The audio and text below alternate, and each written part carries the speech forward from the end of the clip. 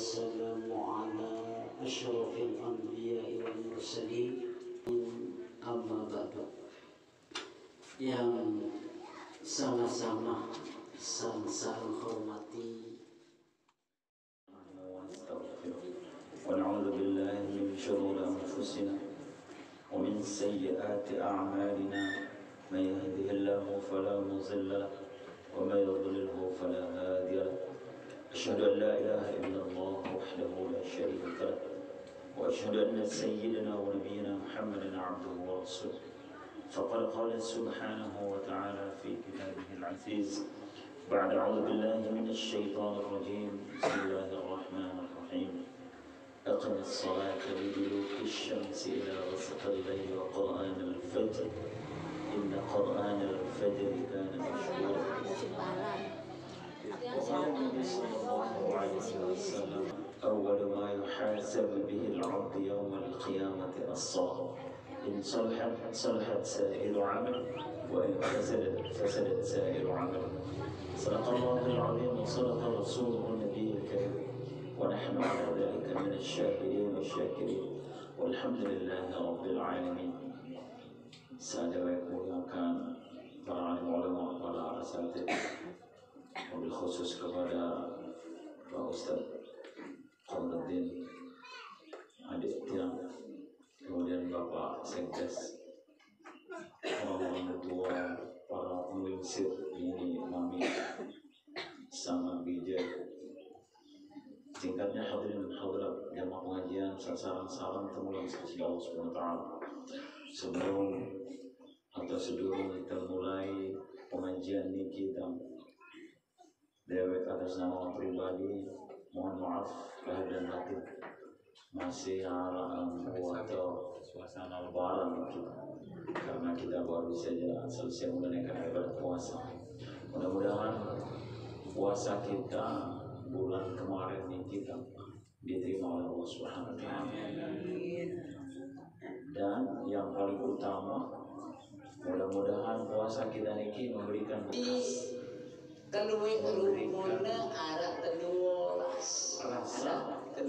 memberikan efek. Puasa niki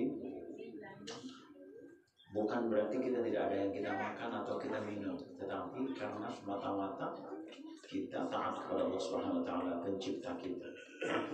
Apabila kita berpuasa seperti ini, maka yang dikehendaki oleh Allah Subhanahu wa taala hasilnya adalah taqwa, la'allakum tattaqun, agar kalian bertakwa.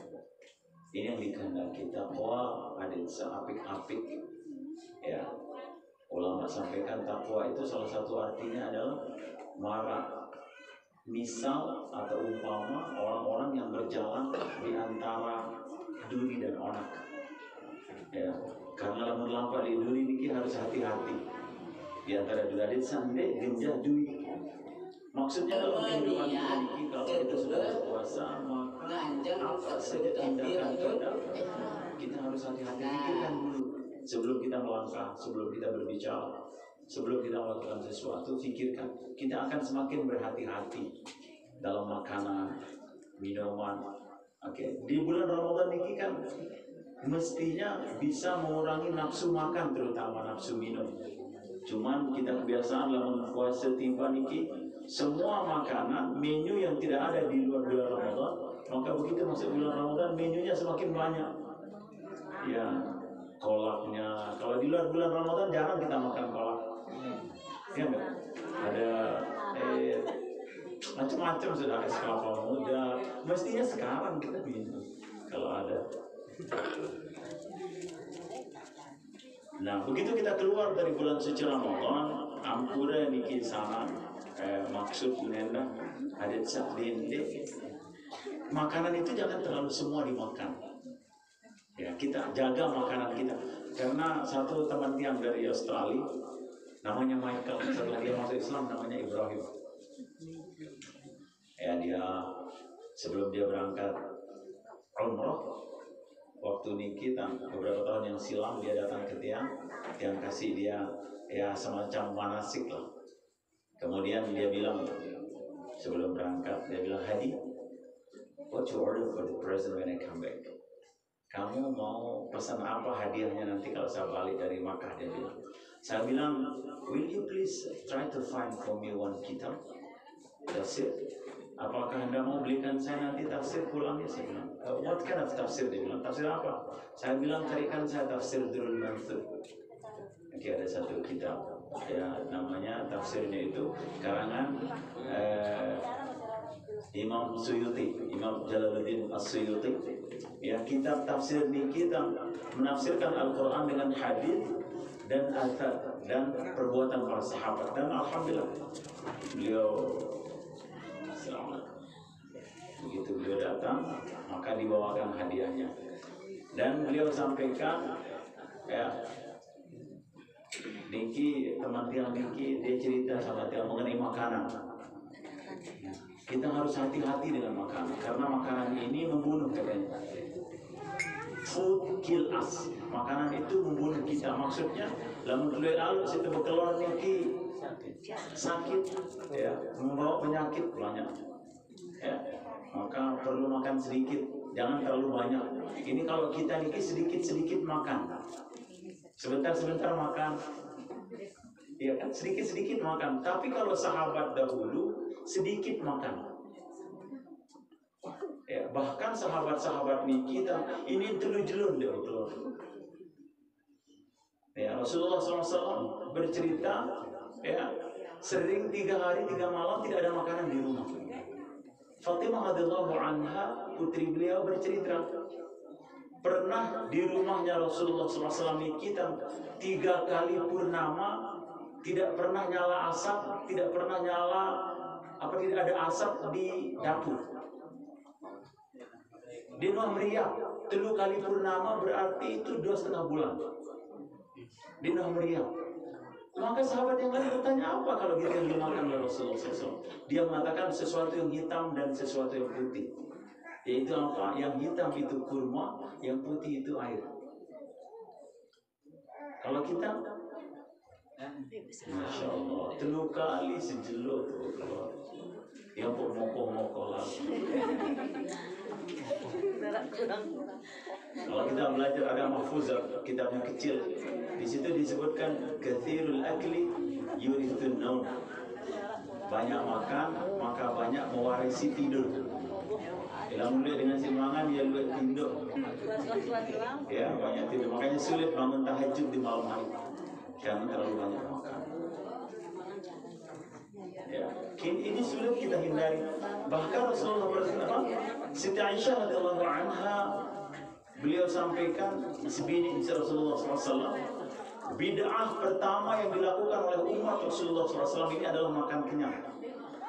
Jadi bid'ah itu artinya sesuatu yang tidak pernah dilakukan oleh Rasulullah SAW. Itu namanya bid'ah, membikin sesuatu yang baru. Ya. Bid'ah pertama umat ini, kata Aisyah radhiyallahu anha, adalah makan kenyang. Rasulullah belum pernah makan kenyang. Kalau kita ini kalau belum sampai Allah Akbar, belum. Kalau anjurannya kalau mau sehat, sabda Rasulullah, makan setelah lapar dan berhenti sebelum. Ya, itu hadis itu. Makan setelah lapar, berhenti sebelum kenyang. Dalam satu hadis Rasulullah bersabda mengenai makanan, apabila kalian sudah kenyang, kemudian ada makanan, maka jangan dimakan makanan itu. Itu makanan itu lebih baik dikasihkan ke anjing, sabda Rasulullah. Ya, tetapi ini makan terutama, bahkan itu yang bikin kita sibuk, lupa sembahyang, telat sembahyang hanya gara-gara makanan. Ya. Ada satu pondok pesantren, santrinya dipukul sama gurunya gara-gara terlambat sholat berjamaah. Oke, dimarahi sama ustadznya gara-gara terlambat sholat berjamaah. Ketika ditanya, kenapa kamu terlambat masbuk sholat berjamaah? Saya sedang amalkan hadis bahwa kalau makanan sudah terhidang, maka kita harus makan dulu baru sholat. Langsung ditampar sama ustadznya. Itu hadis itu untuk sahabat. Karena apa? Sahabat Nabi lah itu jelur di Nabi. Maka begitu dia ada makan, Rasulullah bersabda, makan dulu kalian daripada jatuh nanti lagi sholat. Nah kalau kita Kan 3 kali semangat sujud. Masa kau terlambat sholat? Ini malu-malu ini. Ini kebetulan kita bicara mengenai sholat kan. Supaya utamakan sholat. Sholat ini apa? Sabda Rasulullah, as-salatu khairu mawdu'. Sholat itu adalah sebaik-baik ketetapan Allah Subhanahu wa taala kepada hamba. Sholat ini untuk siapa? Untuk kita, bukan untuk Allah. Nah. Dalam satu hadis Rasulullah bersabda, "Awwalu ma yuhasabu bihi al-'abdu yawm al-qiyamati as-shalah." Yang pertama kali akan dihisab pada diri seorang hamba nanti pada hari kiamat adalah sholatnya. Belum ditanya masalah-masalah lain, yang pertama akan ditanya. In saluhat, di dalam kitab lain, dalam hadis lain mengatakan, idza saluhat, apabila sholatnya baik, saluhat sa'iru amali, maka Allah Subhanahu wa taala akan menganggap semua amalnya baik. Dan perlu ketuanan bahkan amal-amal yang lain, lamun wah sholat atau baik sholatnya. Sholat yang baik seperti apa? Syaratnya 3. Sholat yang diterima itu, yang baik itu adalah 3 tertibnya. Ini tertib sholat Rasulullah SAW. Pertama, awal waktu. Kedua, dilakukan dengan cara berjamaah. Dan yang ketiga, di mana azan dikumandangkan. Artinya di masjid atau di musola. Itu dengan sembahyang untuk laki-laki. Kalau perempuan, yang paling utama wanita itu sholat di dalam rumah. Lagu ande nara ibu-ibu ke masjid, Rasulullah bersabda ditekan larang ibu-ibu ke masjid, terutama yang sudah lingsir-lingsir. Ya, kalau yang muda-muda sebaiknya di rumah. Karena kalau muda-muda ini pasti dia pakai parfum, pakai kincu ke masjid. Iya, ada saudara yang berayat ke masjid. Itu tidak boleh. Baru lingsir-lingsir boleh lah sholat di masjid. Tapi kalau wanita, ini kan kalau sholat berjamaah niki, ya sebelum kita menuju ke masalah sholat. Tapi semua ini masalah sholat ini luar biasa untuk dibicarakan. Sampai hari kiamat mengenai sholat ini tidak akan selesai dibicarakan. Ya. Baik, sholat laki-laki itu Rasulullah bersabda, "Shalatul jamaah khairu min shalatil fardhi bi 27 derajat." Sholat berjamaah itu Allah berikan pahala sampai 27 derajat. Ini untuk laki-laki. Tapi ibu-ibu punya kesempatan untuk mendapatkan pahala sholat 28 derajat. Lebih tinggi ibu-ibu. Kenapa? Tetapi dengan syarat ibu-ibu harus mendorong suaminya sholat ke masjid untuk berjamaah. Dia bele, tidak sadar ya, tidak sadar jatah. Jangan bikinkan kopi kalau dia tidak mau sholat berjamaah. Memang berat. Allah firmankan dalam Al-Quran, "Innaha lakabiratun illa 'alal khashi'in." Salat itu berat kecuali bagi orang-orang yang khusyuk. Kalau kita faham bahwa salat ini bisa menyelesaikan seluruh masalah kita, maka kita akan bersemangat untuk salat. Salat ini akan mendatangkan kepada siapa saja yang melaksanakannya kemudahan-kemudahan hidup di dunia dan di akhirat. Oke, tadi Pak Ustaz sudah sampaikan mengenai tata tertib cara pelaksanaan. Yang ingin lebih banyak menekankan kepada menanamkan semangat supaya mau menunaikan sholat. Jangan diremehkan sholat ini. Sholat ini saking pentingnya, ibu-ibu ikan, mami bibi ikan, Nabi, kepentingan sholat ini. Kalau masalah lain, perintah-perintah lain, puasa, zakat, haji, Allah Subhanahu wa taala kirim lewat Jibril alaihissalam. Tetapi kalau masalah sholat tidak. Allah sendiri mengundang baginda Nabi SAW langsung ke Sidratul Muntaha. Karena apa? Saking pentingnya. Seorang kepala desa atau seorang camat, bupati, apa siapa saja pemimpin, pejabat, kalau masalahnya penting, maka biasanya diundang langsung orang yang bersangkutan supaya tidak tercecer. Ingat Pak Sedes. Demikian pula sholat ini isi penting ini kita. Allah Subhanahu wa taala mengundang baginda Nabi sallallahu alaihi wasallam menerima perintah sholat supaya tidak tercecer. Dan berapa pertama kali sholat diterima? 50 times. 50 kali in one day, dalam satu hari satu malam. 50 kali sembahyang. Bukan tidak sanggup, bukan itu masalahnya. Sholat Andai sembahyang seket waktu dan dibagi 24 jam dalam satu hari, berarti setiap 20 menit. Mari kita beranalogi. Setiap 20 menit orang-orang Islam harus sholat. Berarti tidak ada kesempatannya pergi mancing. Kerja juga ada kesempatan. Oke, enggak usah kalau bekerja itu, enggak usah, sudah pasti lah. Ini mancing, enggak ada kesempatan. Saat mancing itu ada. Nah ini si batu-batu si depan yang mancang. Dia bilang mancang sih ya. Bukan mancing. Mancang. Beda, kalau di tempat kami namanya mancing. Mancing emosi.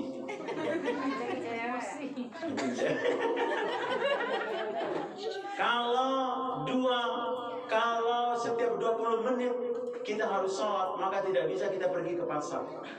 Tidak bisa pergi bercocok tanam, tidak bisa pergi kemana saja. Lalu konsekuensinya apa? Kalau kita tidak bekerja, konsekuensinya apa? Oh, itu salah. Kalau kita taat kepada Allah Subhanahu wa taala, setiap 20 menit kita sholat, pasti Allah sudah sediakan makanan tanpa Anda berusaha melakukan. Itu sebabnya. Dan ini pernah terjadi dulu di zamannya Nabi Allah Musa alaihissalam. Selama 40 tahun umatnya Musa tidak pernah bercocok tanam, tidak pernah bikin rumah, bahkan tidak pernah pikirkan pakaian. Karena apa? Mereka taat kepada Allah Subhanahu wa taala dan Rasulnya. Allah datangkan makanan 2 kali sehari dari langit, yaitu manna dan salwa. Mari kita paham, ketika baginda Nabi SAW turun dari Isra dan Mi'raj menerima perintah sholat, Rasulullah bercerita kepada Abu Bakar, wahai Abu Bakar, sahabatku, sebenarnya sholat ini kita diperintah oleh Allah 50 kali sehari semalam. Apa kata Sayyidina Abu Bakar? Ya Rasulullah, kenapa engkau tidak terima semuanya?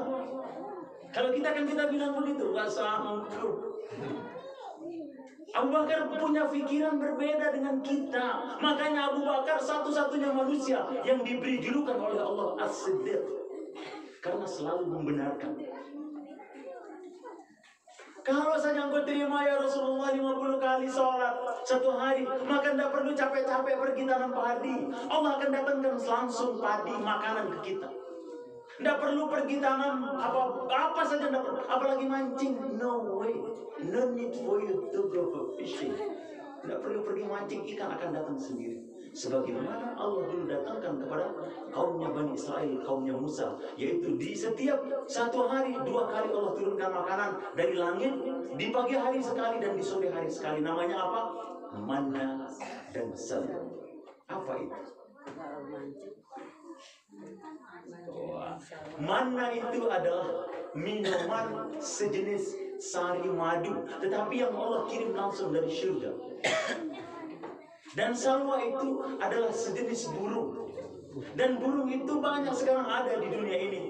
Ulama sampaikan nama burung itu, kalau kesamaannya sekarang mirip-miripnya adalah burung puyuh. Kamu bahasa kita? Bubut. Iya, bubut.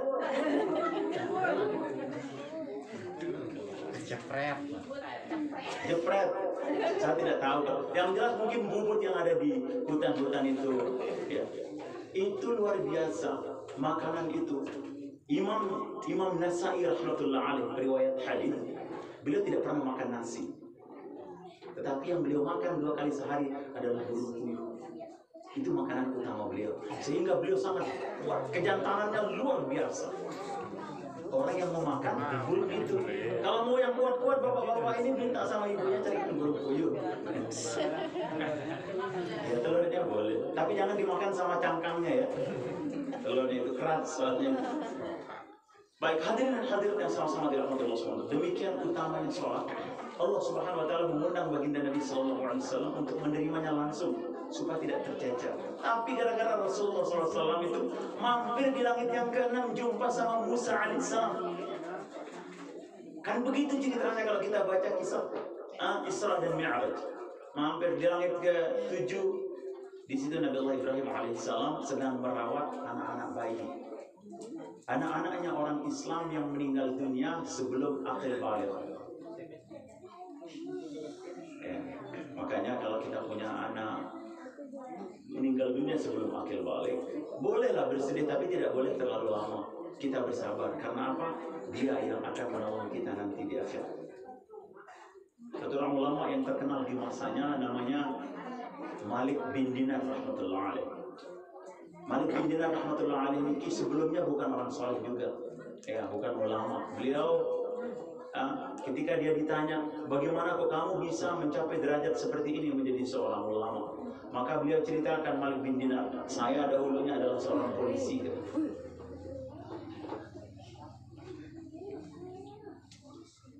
Ya, Malik bin Dinar ini kerjaannya hari-hari minum sih. Ya, tidak ada hari tanpa minum anggur. Ya, beliau mengatakan bahwa saya seperti ikan dengan air, tidak bisa dipisahkan. Suatu ketika beliau membeli seorang budak wanita dijadikan sebagai istrinya dan melahirkan anaknya, satu orang wanita, anak bayi perempuan. Anak ini mulai beranjak usianya 1 tahun. Setelah dia mulai jalan, ya, satu kesukaannya anaknya cantik sekali katanya. Ya, kesukaan anaknya ini adalah ketika ayahnya mau minum anggur itu selalu dia buang gelasnya, selalu ditumpahkan di bajunya air. Itu kebiasaannya. Ketika usia 2 tahun, anaknya meninggal dunia. Malik bin Dinar sangat sedih, merasa terpukul, shock karena orang yang dicintai anaknya satu-satunya meninggal dunia. Sehingga dia tertidur pada malam itu tanpa sholat isya katanya. Maka dalam mimpinya, ketika dia tertidur, dalam tidurnya Malik bin Dinar karena saking mabuknya, saking punyanya, maka dia terbawa dalam mimpinya dia sedang berada di hari kiamat. Di belakangnya dikejar sama satu ekor ular besar sekali dan mengeluarkan api dari mulutnya. Matanya dari api dengan sangat ganas mengejarnya. Kemudian dia berlari. Malik bin Dinar berlari dengan kecepatan semampunya berlari. Tidak ada orang yang menolongnya. Dia bilang minta tolong. Tidak ada yang bisa menolong. Di depannya ada satu orang laki-laki pakai jubah putih, ya, berpakaian wangi sekali katanya. Dia minta tolong, wahai orang tua, tolong saya dalam bahaya seperti ini. Orang tua itu mengatakan, oh, saya tidak mungkin sanggup menolongmu karena ular ini begitu kuat. Saya begitu lemah, tidak sanggup menolongmu. Maka dia terus berlari katanya, sampai naik dia ke atas gunung. Begitu sampai di atas gunung, kata Imam Malik bin Dinar rahmatullah alaih, di depannya itu ternyata neraka jahanam. Dia tidak bisa, kalau dia berlari langsung maka dia pasti akan jatuh ke neraka. Dia saking takutnya maka dia berputar berbalik dan dia mendengar suara, teruslah berlari. Mungkin siapa tahu akan ada yang bisa menolongmu. Maka Malik bin Dinar dalam lanjutan ceritanya, mimpinya, dia naik ke sebuah bukit. Maka begitu sampai di bukit itu, ternyata bukit itu begitu indah, taman-tamannya, dan banyak sekali jendela-jendela terbuka, tirai-tirai dari sutra. Maka ternyata di situ anak-anak kecil yang banyak sekali, anak-anak wanita, dan bisa berterbang. Anak-anak ini berterbangan, dan salah satu daripada anak-anak itu dia keluarkan teman-temannya, segera. Ular itu begitu besar di belakangnya dan dia adalah ayahku. Ternyata dikenali dia sama anaknya yang meninggal dunia usia 2 tahun itu. Dia panggil semua teman-temannya menolongnya dan disembunyikan. Maka begitu dia masuk ke dalam ruangan di mana disembunyikan sama putrinya itu, maka putrinya itu mendudukkan ayahnya di kursi dan anaknya duduk di pangkuan. Kemudian dia hilang ular itu, maka dia bertanya sesungguhnya siapa ular itu.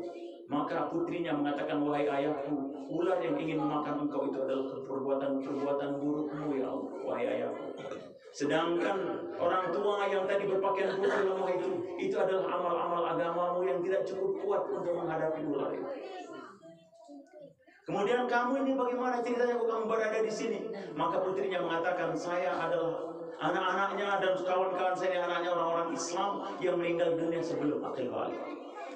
Maka jangan khawatir kalau ada anak kita yang meninggal dunia sebelum akil balik, itu adalah akan menjadi aset kita nanti pada hari kiamat yang akan menolong kita. Amin ya rabbal alamin, dengan syarat sabar. Hadirin dan hadirat yang sama-sama dirahmati Allah Subhanahu wa taala, kembali salat. Salat ini Rasulullah SAW bersabda, penyelesai masalah, baik masalah dunia maupun masalah akhirat. Barang siapa yang bisa sholatnya dengan sempurna, bacaannya, pakaiannya, bersucinya, ya kalau kita bersuci terutama, kita harus menguasai ilmunya, bagaimana cara bersuci, apa saja yang kita gunakan untuk bersuci, ya, air, kemudian air yang suci itu dan menyucikan itu ada berapa, ya kalau tidak dapatkan air maka pakai apa. Ini semua nanti bisa diajarkan atau bertanya langsung kepada ustadznya, supaya kita benar-benar ketika kita bersuci ini masuk kamar mandi, kita tahu adabnya. Kita masuk kamar mandi itu tidak boleh memasukkan atau melangkahkan kaki kanan, harus kaki kiri. Dan begitu kita sampai di kamar mandi, kita harus menyirami dulu kedua kaki kita dengan air. Oke, supaya kalau ada percikan kencing, mohon maaf, atau najis itu tidak nempel langsung ke pori-pori kalau dia sudah basah dengan air. Ya, supaya memudahkan kita nanti untuk membersihkan. Karena kalau ada najis di pakaian kita, maka sholat kita tidak sah. Ini terutama. Ini yang zahir batin. Makanya yang kita sampaikan tadi, pakaian yang kita gunakan juga harus suci zahir dan batinnya. Zahirnya nampak najis, ya baik. Kalau kita belajar istinja itu harus hilang rupa, rasa, bau. Ini harus tiga ini hilang, baru dia suci. Itu zahir. Batinnya apa? Suci. Pakaian batinnya ini maksudnya adalah pakaian yang kita gunakan untuk sholat niki, kita mendapatkannya dari sumber yang halal. Ditekanggo kadu sembahyang hasil korupsi.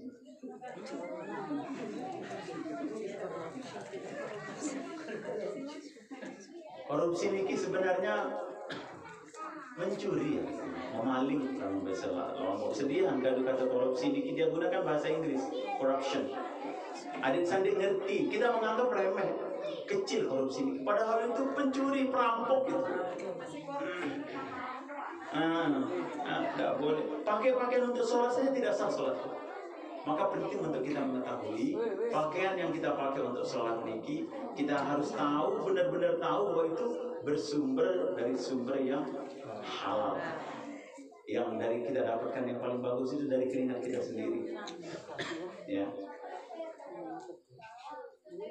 Rasulullah bersabda mengenai makanan, nanti pada akhir zaman kalian akan dapati tidak ada makanan yang halal 100%. Banyak sekali riba. Kita menganggap bahwa kalau kita menggarap sawah kita, ya, kalau kita garap sawah ini, kalau air terutama, kalau kita bagian kita mencuri bagian orang lain, ini menjadi tidak bagus. Hasil panen kita itu menjadi ada campurannya yang tidak bagus. Gunakanlah kalau kita memang punya kita bagian untuk air kita itu, jangan coba-coba ngambil punya orang lain atau menjadi pelihara sapi, ya. Ini dengan pelihara sapi. Pernah saya sampaikan di beberapa tempat nih kita mengenai ini punya sawah saya nih. Oke, sawah saya dan ada tumbuh rumput. Orang kalau dia mau cari rumput di sawah saya, dia harus izin sama saya pemilik sawah. Kalau dia tidak izin, maka rumput yang dia ambil itu menjadi haram, menjadi tidak halal. Kalau dia kasih ke kambingnya atau sapinya, menjadi daging yang tumbuh dari rumput itu menjadi, sapi itu menjadi tidak halal daging. Kecuali ada kesepakatan di kampung kita, ambil itu memilih ngawis wah, lega abe katanya kalau bahasa apa namanya, bahasa orang timur itu, biar sudah katanya, itu tidak masalah. Tetapi kadang dan milih tawisan apa diambil rumputnya di sawahnya itu tidak boleh tanpa izin pemilik. Dan kalau kita kasih makan ke sapi kita, maka itu pun akan menjadi masalah. Ini perlu hati-hati. Ya, ngambil ketujurnya orang tanpa izin untuk makan sapi. Yang ini pikirnya kan yang penting kenyang sapinya. Kan tidak boleh. Apalagi mancing di tempat orang tanpa izin. Ya, kalau mancing di Lombok Tengah, kalau dia embung tempat dia mancing, itu dua.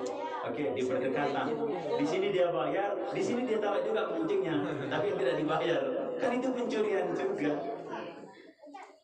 Oke, maka penting untuk kita jaga tempat, terutama makanan. Makanan yang kita makan juga kita harus tahu ya sumbernya. Makanya kalau tiang paling ikhlas makan itu di rumah. Mohon maaf kenapa? Karena kan tiang tahu dari mana sumber rezeki kita. Kemudian kita lihat istri kita masak. Ya, bukan berarti kita tidak makan di luar, kita makan cuma agak hati-hati. Tetapi yang paling halal itu adalah makanan yang dimasak oleh istri kita. Karena kita yang tahu dari mana sumber rezeki itu, halal atau tidaknya. Ya. Ini penting juga untuk kita pikirkan sebelum kita menuju kepada sholat. Ya.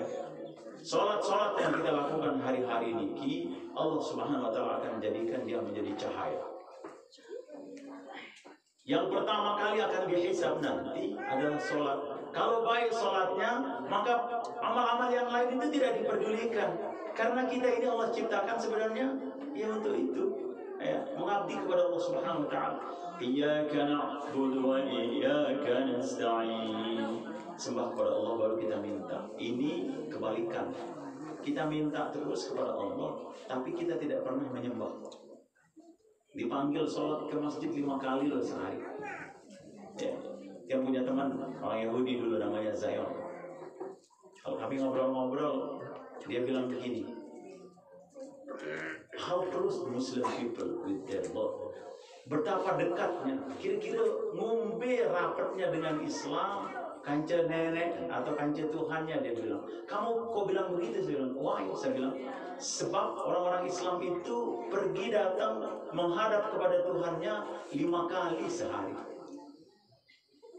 Coba kalau secara logika kan seperti apa? Lalu dan tidak usah ada 5 kali sehari kita berkunjung ke rumah saudara, teman. Sekali seminggu saja seperti apa dekatnya kita. Ini 5 kali sehari kita berkunjung kepada Allah Subhanahu Wa Taala. Tetapi kenapa kok Allah Subhanahu Wa Taala tidak menerima doa-doa kita? Kenapa keadaan umat Islam hari ini terdesak, terhina bahkan, terpojokkan, disisihkan? Karena orang Islam tidak memperbaiki sholat. Kadang rukuknya benar, sujudnya tidak benar. Kalau ruku itu kan kita diminta oleh ulama kita 3 kali mengucapkan Subhana Rabbil Azim wa bihamdihi. Subhana Rabbil Azim. Itu 3 kali sudah memadai kata Allah. Kalau Rasulullah membaca Subhana Rabbil Azim wa bihamdihi kalau beliau sholat berjamaah, dalam sholat berjamaah, maka Rasulullah mengucapkannya 10 sampai 12 kali. Loh kita ini kan belum selesai 1 kali Subhana Rabbil Azim, sudah kita i'tidal. Apalagi ada sholat yang cuma 6 menit 23 rakaat, sholat tarawih. Itu tidak boleh. Itu penghinaan terhadap agama Islam. Itu orang kafir yang melakukannya, bukan orang Islam. Orang Islam tidak mungkin dia melakukan itu. Itu penghinaan terhadap agama. Sholat tarawih itu kan sholat juga, maka harus ikuti tata caranya. Ingat rukun sholat yang terakhir itu, yang ke-13 kalau tidak salah namanya tumanina. Artinya tenang, santai, dan jangan kemana-mana pikiran. Ini orang yang punya sapi ketika mulai takbiratul ihram, dia ingat sapinya. Apa guna kesinakakan itu ada sapi? Atau kalau dia ibu-ibu lagi masak, dia lupa kadang kompornya yang diingetin.